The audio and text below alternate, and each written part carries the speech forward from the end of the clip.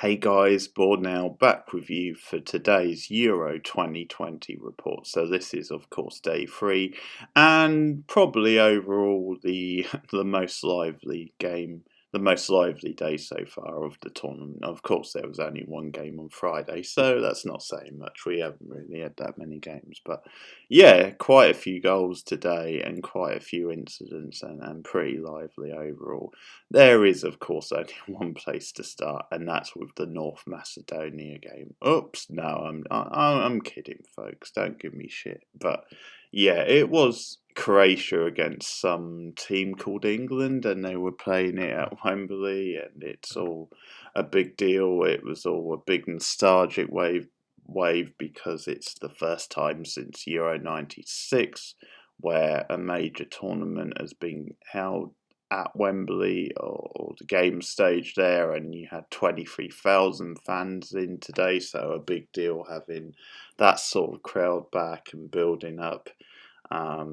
The question has to be, I mean, what are those fans going to do in a few weeks' time, 2 weeks' time, in fact, when they're told they can't come in for the whoever they're playing that week, if England get that far, because it's like no, the UK are still shutting down, we're still staying closed, we've had to do a U-turn. Oh wait, it's football. Football gets a free pass. Football is the exception, so they will be allowed in, even though the rest of the country is not opening up. Makes a lot of sense. You can't go to a gig, but you can go to football. But yeah, okay. That's enough of that. Anyway, it was a decent atmosphere overall. You had three lions blaring out at some point. I think there was definitely moments where the atmosphere wasn't so great. There was some edgy moments as the game sort of went on, and England struggled a bit to get that goal. I think that the atmosphere sagged a little bit, but overall it was a pretty good atmosphere and a pretty positive mood around the stadium, which doesn't necessarily include the opening of the game where the players once again took the knee. Good on Gareth Southgate for taking a stance on that, and screw you, Boris, for not calling out the racist idiots. And there were again some racist idiots booing the players for taking the knee once again, and well done to the other fans who tried to drown them out. But again, what a sad note, and some ugly sort of sides of English nationalism. How dare those jerks? They should be kicked out and banned from football for life. They're racist scum, and that's all I've got to say about that. But in any case, England started off really brightly, really sharply. Some great movement, some great work in midfield, some really dynamic approach play from the likes of Calvin Phillips and Sterling, who amazingly before today hadn't scored a goal at a major tournament. And I guess it's maybe that classic England hoodoo over his head, but they look very good. They linked up very well. You had people like Foden as well featuring. You had some nice play at the back, some nice passing. There was sort of good composure, but really our sort of over the top game and our pressing game and the pace from those out wide and stuff, and just the way they moved the ball and the general movement was really good stuff, and it really put Croatia under a lot of pressure and didn't allow them to sell. So it was a really good start. It was then kind of weird because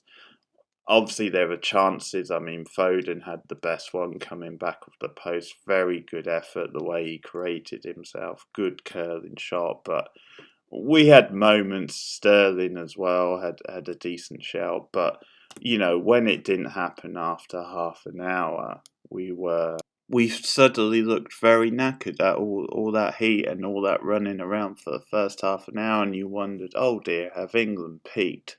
But to be fair to them, they regrouped and took their time, and they sort of defended quite nicely. Croatia started to work their way back into the game near the end of the second half. It was this weird sort of casual thing, the way Croatia smoothly start working themselves into games. It's almost, hey, this was never in doubt. England haven't taken advantage of the advantage, so we're gonna just play our stuff and work our way back in. And it was like, okay, maybe England might have a few problems. So when it got to half time at 0-0, you did kind of worry that Croatia can't play any worse in the second half, and that they would come back into it. The other thing to say, the only sort of down point from England, apart from the worry they might have peaked too soon, is that Harry Kane looked lost at sea, basically. I still don't think he's fit, and he just didn't fit the style that England were playing. He was like a ghost, basically standing alone for so long, because Sterling and Phillips and co were just like running circles and playing the lines, lots of fancy stuff, lots of balls over the top, and that just isn't Kane's game. See what I did there? And he's looking a bit iffy. I just think he's one of those players that he's sort of stacked up a lot of injuries over the years, and I think he's really struggling to recapture his form, especially in the big matches for England. But I think that was really the only sort of negative. By the way, Mr. Average Jermaine Genius was again on commentary for this, alongside Guy Mowbray, who I like a lot. But today, Mr. Average was actually quite solid, which I guess is a step above average. So he's improving, folks. He's getting there. A Muppet of the day was definitely Rio Ferdinand in post-match. Rio seemed to be making some weird sort of point that there's just a feeling of then this group could do something like Euro 96 or something because of people like Foden dyeing his hair like Gaza, and hey, they're all like winners of titles or Champions League, or they've been in Champions League final, blah blah blah. And okay, I mean, maybe he had a point with the second comment, but to claim because he dyed his hair like Gaza, then hey, that's suddenly magic. Oh my god, yeah. Rio definitely the dork.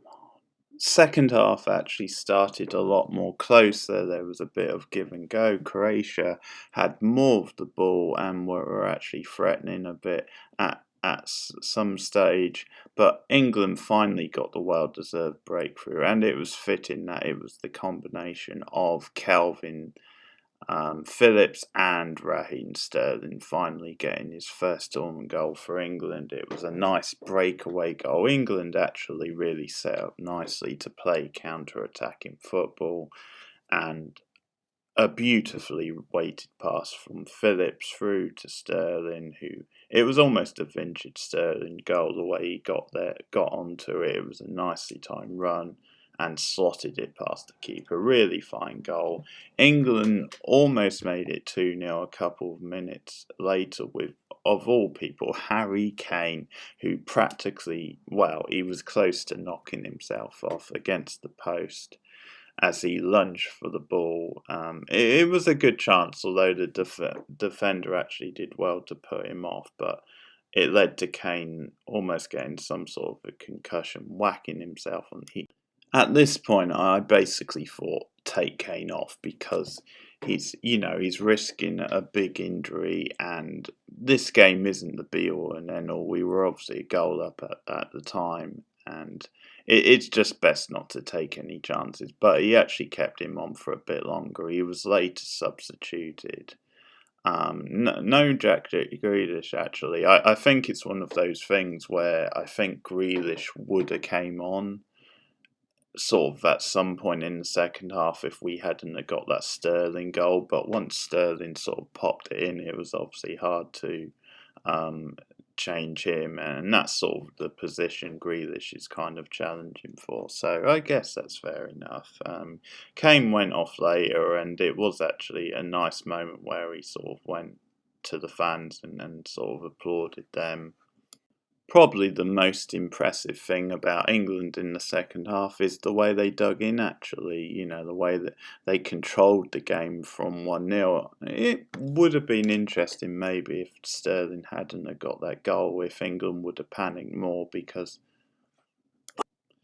because at that point it was a very nip and tuck game, and Croatia were actually probably a little bit on top, so it could have been more tense if Sterling hadn't have scored when he had, but that was maybe the impetus we need, and we actually controlled the game very well after that. Croatia were disappointing, they didn't really offer much, I guess because so much of their game is like slow, methodical passing. Then once England had that momentum and got that goal, it was very hard for Croatia to really sort of stamp their style on the game, and it gave England something to hold on to. And yeah, really good performance. Actually, in some ways, the second half was performance was better because of the game management, the composure. So, believe it or not, England's first ever opening match win at a European Championships at the 10th time of asking. Well, blow me down. And once again, football fever has hit the nation. The fans rather naively believe that football is indeed coming home. Hey, I'll let them have the dream just for today. I'm not going to burst their bubble, but just yet. But for all those fans, just a reminder that you can't win anything with kids. Well said, Alan, well said. At some point it will catch up to England, the lack of experience, and they will just choke as they will. But to be fair, I always expected them to have a smooth ride in the group. I mean, maybe a tougher match today, but let's be fair, the way they've changed the rules, the way they've added new teams and stuff, and in most cases you can get through a group if you're the third place team. That just makes things so much more easier, and it's too smooth for England. It's almost too easy, and let's face it, that's no fun. We don't want to cruise through. It wouldn't be England if we cruise through the group. So yeah, maybe set your alarm clocks. Maybe wake up again when it comes to the quarter final. We might have an interesting game.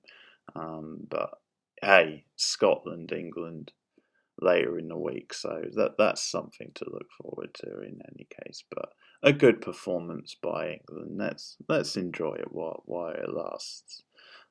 So on to the other two games, and probably the game of the day in terms of just a spectacle and the quality of football, and probably the game of the tournament was the Netherlands against the Ukraine. Great to have the Dutch back at the Euros with all their colour and all their glamour and flamboyance and the noise they make. What a spectacle it was, and made all the better by the magical dream team, the comedic duo of John Champion, Ali McCoist, back together again. Now, it's surely some sort of mistake that they've ended up on ITV, but boy, have they lightened it up. I think it's sort of the equivalent of Alan Rickman in Robin Hood, Prince of Thieves, where he kind of knows he's got a shit deal, but he's just going to make the most of it, and he's going to actually make it his part of the film more entertaining, at least. That's what McCoist and Champion are doing with their classic double act. And luckily they were given a very good game to watch. It was a very bizarre game because Holland had so much possession in the first half and so much good play, but really struggled to break down Ukraine. They had some good chances. The Ukrainian goalkeeper was on good form, and I think the defence actually did well, limiting Holland to not that many chances. And they got a foothold in the game, and you thought it could be one of these days. I think, bizarrely, in the second half, we saw players who looked very good in the first half, very solid at least, suddenly looked like pub players because the Ukrainian goalkeeper just went to bits in the second half. He looked like a totally different player, but Holland did race into a 2-0 lead. We're now getting one of the goals, getting a very good goal, in fact, and they raced into a 2-goal lead, but Ukraine came flying back, including the goal of the tournament so far from Machenko, which just seemed to go out of nowhere or come out of nowhere. Beautiful curling shot from the outside of the box, top corner. Just wonderful, wonderful technique. And they came back again, showing that maybe the Dutch aren't quite as good at the back as some of their approach play the other end is, and they may be a little bit jittery. But it was 2-2, but it was the Ukraine keeper who then did for them, because he looked a lot more jittery in the second half and really dropped a clanger. And it was Dumfries in the end who had missed some really gilt-edged chances earlier. He finally redeemed himself with the winning goal. What a bizarre and up and down game he had. He looked very good, but some of his finishing was just shocking. And it was almost like this comedy of embarrassment type goal. It was almost like he was embarrassed to score the winner, because really he hit it decent, but the keeper was well behind it and ended up just fumbling into a net. It was like a surreal dream. I'm sure any day now De Vries will wake up and realise that didn't really happen. But sort of a bizarre game, because the first half was like a lot more tense and tight, and for a long time it looked like some good approach play by Holland, but then they wouldn't quite have the finishing touches, and then suddenly we get a 5-goal thriller in the second half. But some great goals and nice twists and turns, and great to see Holland finally get the win, and well done to Ukraine for actually making a match of it. But in any case, it's great to have Holland back at this tournament. Knowing the history, it's unlikely to be their year, but who knows? You can't write them off. They've got their talents. They've also got their faults. Let's see how they get on. And obviously a significant day for North Macedonia, who made their Euros debut against Austria, and that ended in a 3-1 win for Austria, who I think are a very underrated team. You underrate them at their peril. And Anelkovic, the very talented forward, got their third goal and the decisive goal. At one point, Macedonia were drawing 1-1, so they made a bit of a game of it, and it'll be a boost for them to at least get a goal against a pretty strong side. But it's going to be a tough order for Macedonia to get out of the group. But Austria against Holland later in the week is one to mark your card. And that's my Euros report for the day. I guess in a way, man of the day, Sterling. I guess Muppet of the day, as I said, definitely Rio Ferdinand. And also champions, John Champion, Ali McCoist, and the Dutch fans for bringing some colour back. A pretty lively day, and the best day so far of the tournament. Let's hope for more tomorrow, where Scotland make their first appearance in a tournament since 1998. They kick off. Obviously, they're in the same group as England, who they play later in the week, but they've got the Czech Republic in their opening match in the afternoon. And it won't be easy. I'm sure there'll be a lot of nerves, but they're playing at Hampden, which I think should give them a boost. And the Czech Republic, I think, I think they're a little past their best. I don't think they're as strong as they once were, and I sort of fancy Scotland to get something tomorrow. I think they will be eager to get something, so I'll go for a 1-1 draw. I think Scotland can at least get a draw, and obviously tougher matches to come later in the group for them. But then again, I don't know, my predictions have been a bit off.